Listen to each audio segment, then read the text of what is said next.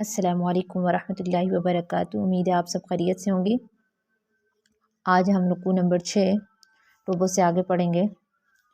और सूरतुल बकरा का रुकू नंबर 38 है, 38। आऊज़ु बिल्लाहि मिनश शैतानिर रजीम, बिस्मिल्लाहिर रहमानिर रहीम। अल्लज़ीना, वो लोग, युनफ़िक़ूना, जो खर्च करते हैं, अम्वालहुम, अपना माल, बिल्लैली, रात को, वन्नहारी, और दिन को,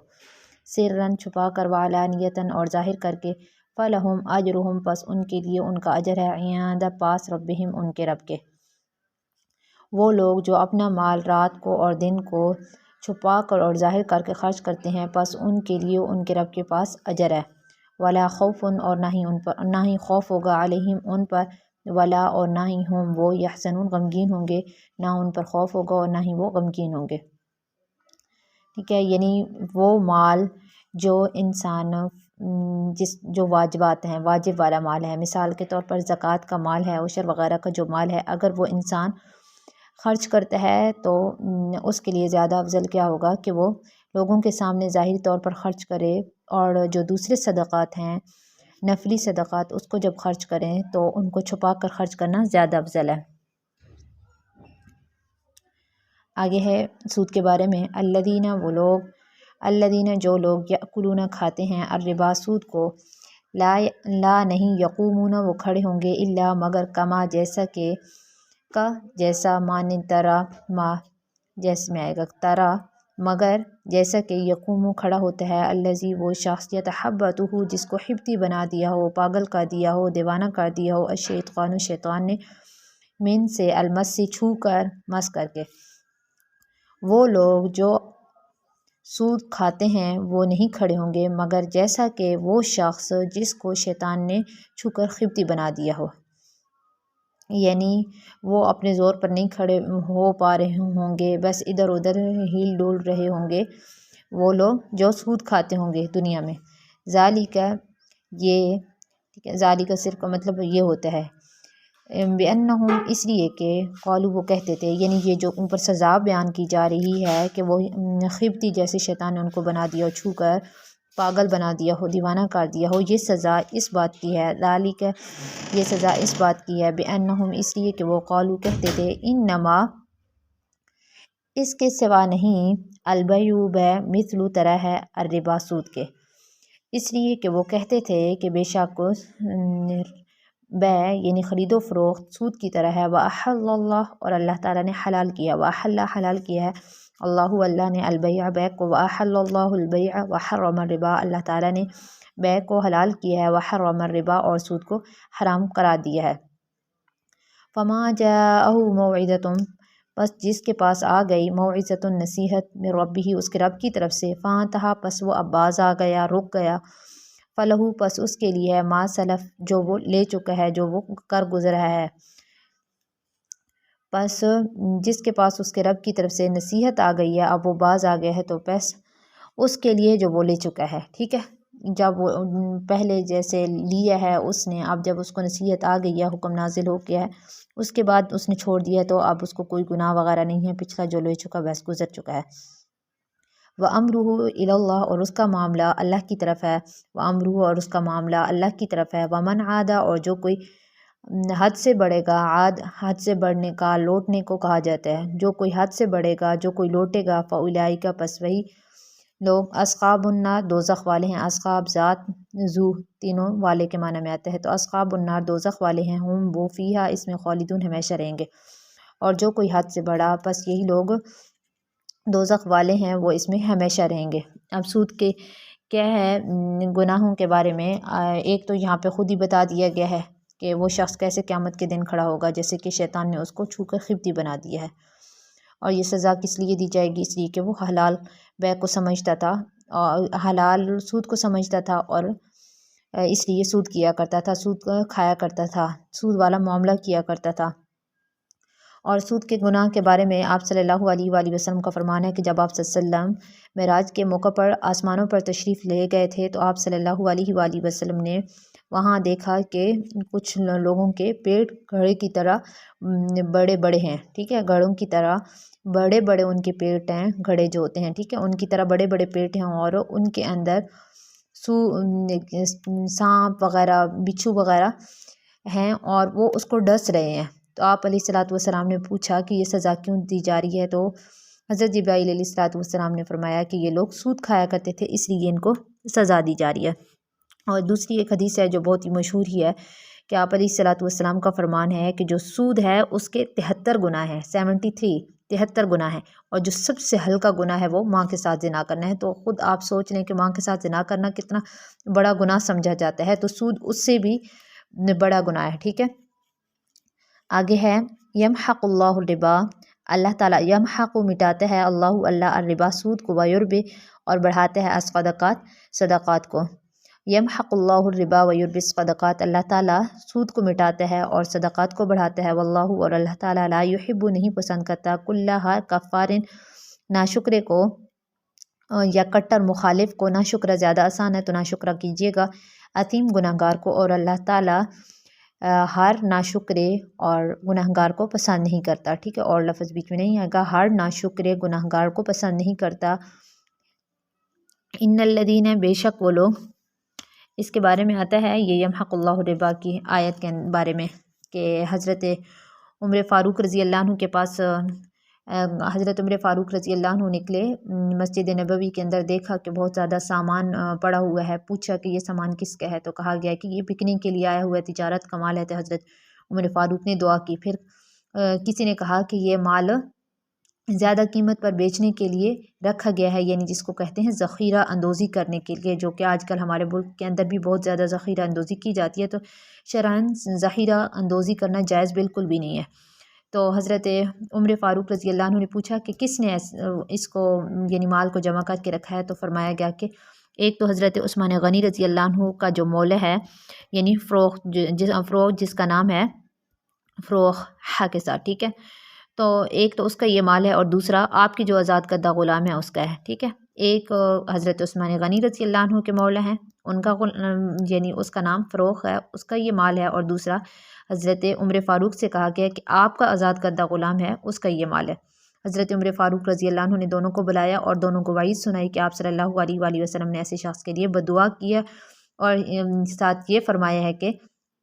وہ شخص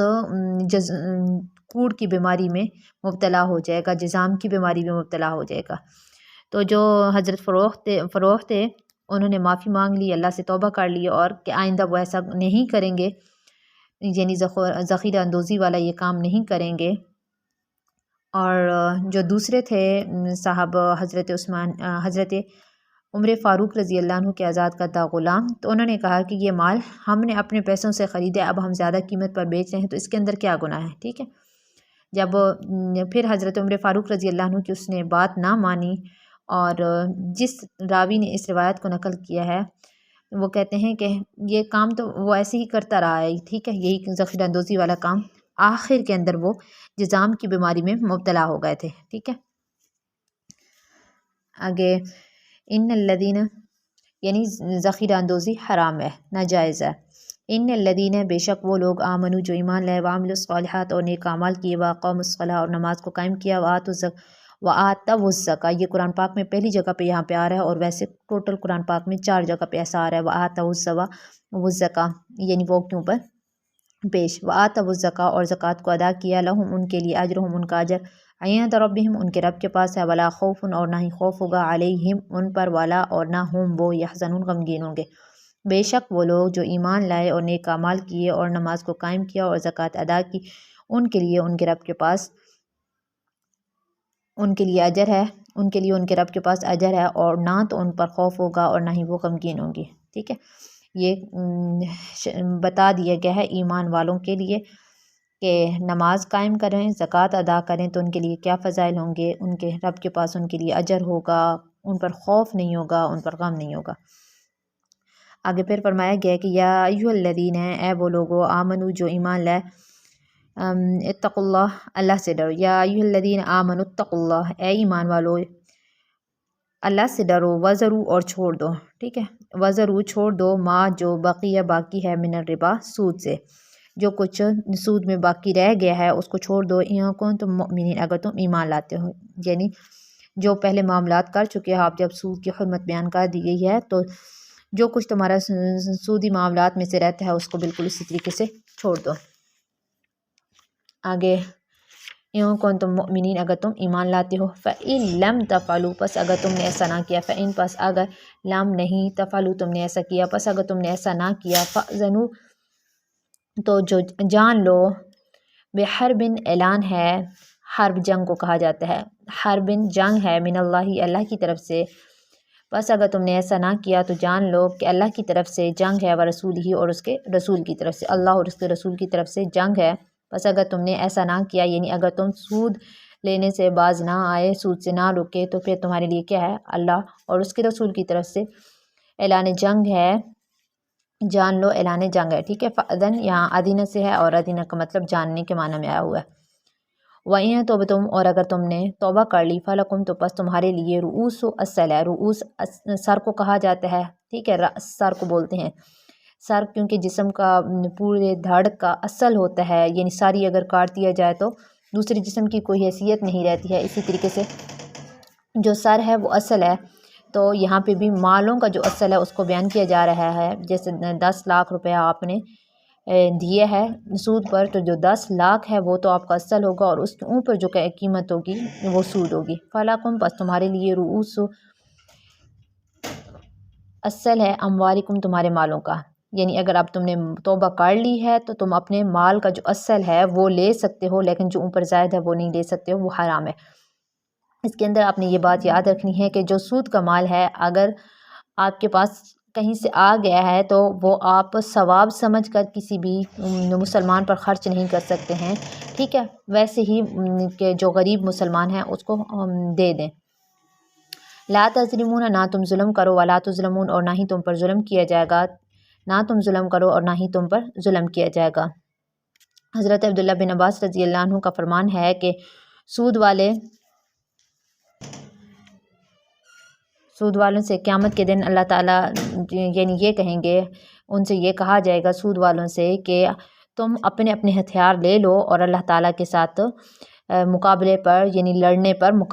آمادہ ہو جاؤ، ٹھیک ہے۔ جو سود والے ہیں ان سے کیا کہا جائے گا، سود والوں سے کہا جائے گا کہ اپنے اپنے ہتھیار لے لو اور اللہ تعالیٰ سے لڑنے پر آمادہ ہو جاؤ۔ آگے بین اور اگر کانا ہے ذو عسرتن تنگ دست، فنظرتن تو پس مہلت دو، الی میسرہ آسانی تک، الی طرف میسرہ آسانی، اور اگر کوئی تنگ دست ہے یعنی مقروض ہے اور وہ تنگ دست ہے، کسی کو قرض دیے ہے اور وہ تنگ دست ہے، تو پس اس کو اس کی آسانی تک مہلت دو، یعنی وہ تاکہ آپ کا قرض اتار سکے۔ وَأَن تَصَدَّقُوا اور یہ کہ تم معاف کر دو، خیر لکم تمہارے لیے بہتر ہے، اِن کنتم تعلمون اگر تم جانتے ہو، اور اگر تم یہ جو قرض ہے اس کو مقروض کو معاف کر دو تو تمہارے لیے بہتر ہے اگر تم تعلمون جانتے ہو۔ اور اس کے بارے میں حدیث پاک کا مفہوم ہے کہ جو شخص قیامت کے دن اللہ تعالیٰ کا سایہ چاہتا ہے، اللہ کے عرش کا سایہ چاہتا ہے، یعنی جو شخص قیامت کے دن اللہ تعالیٰ کے عرش کا سایہ چاہتا ہے تو وہ ایسے تنگ دستی والے آدمی پر، یعنی جس کو اس نے قرض دیے ہے مقروض کو، معاف کر دے یا مہلت دے دے، ٹھیک ہے۔ فناظرتن مہلت دے دے، یا دوسرا آپشن کیا ہے، تصدقوا کہ وہ معاف کر دے، یعنی جو شخص اللہ تعالیٰ کے عرش کا سایہ چاہتا ہے تو وہ کیا کرے، وہ یا تو جو بھی تنگ دست ہے اس کو مہلت دے دے قرض دینے میں کہ اچھا ابھی تمہارے پاس نہیں ہے تو بعد میں دے دینا، یا کیا کرے وَأَن تَصَدَّقُوا یا تو صدقہ دے دے۔ وَاتَّقُوا اور ڈرو، یوماً دن سے، ترجعون تم لوٹائے جاؤ گے، فیہ اس میں الی اللہ اللہ کی طرف، اور اس دن سے ڈرو جس دن تم اللہ کی طرف لوٹائے جاؤ گے، ثم توفیٰ پھر پورا دیا جائے گا، کل نفس ہر نفس کو ما کسبت جو کمایا، وہم اور وہ لا یظلمون نہیں ظلم کیے جائیں گے۔ اور ڈرو اس دن سے جس دن تم اللہ کی طرف لوٹائے جاؤ گے، پھر ہر نفس کو پورا بدلہ دیا جائے گا، وہم لا یظلمون اور وہ ظلم نہیں کیے جائیں گے۔ اور یہ والی جو آیت ہے فتح مکہ کے موقع پر نازل ہوئی ہے، اور بلکہ یہ یا یوں کہہ لیں کہ یہ قرآن پاک کی آخری آیت ہے۔ اور سود کے حرام ہونے پر سب سے پہلے آپ صلی اللہ علیہ وآلہ وسلم نے جن کا سودی لین دین ختم کیا ہے وہ حضرت عباس بن عبد المطلب کا، حضرت عباس بن عبد المطلب یعنی آپ صلی اللہ علیہ وآلہ وسلم نے اپنے چچا کا ختم کیا تھا، اور قرآن پاک کے نزول کے اعتبار سے سب سے جو آخری آیت ہے یہی ہے واتقوا یوما ترجعون فیہ الی اللہ ثم توفی کل نفس ما کسبت وہم لا یظلمون، یہ والی آیت۔ اس آیت کے نزول کے کتنے دن بعد آپ صلی اللہ علیہ وسلم کی وفات ہوئی ہے؟ 31 دن کے بعد آپ صلی اللہ علیہ وسلم کی وفات ہوئی ہے، اور بعض روایات کے مطابق صرف 9 دن بعد آپ صلی اللہ علیہ وآلہ وسلم کی وفات ہو گئی ہے۔ یہ معارف القرآن کی جلد نمبر 658 میں ہے، 658 میں۔ اور سود کی ممانعت کا حکم کب نازل ہوا ہے، سود کب حرام ہوا ہے؟ تو 8 ہجری میں سورۃ بقرہ کی آیت یعنی جو سود کے بارے میں ہے وہ حرمت کے متعلق نازل ہوئی ہے، ٹھیک ہے۔ 8 ہجری کے اندر سود کی حرمت کا حکم نازل ہوا ہے۔ اور سود کے بارے میں قرآن پاک میں کتنی آیات ہیں؟ تو سود کے بارے میں سورۃ البقرہ کے اندر 7 آیات ہیں، ٹھیک ہے۔ سورۃ البقرہ کے اندر 7 آیات ہیں سود کے متعلق۔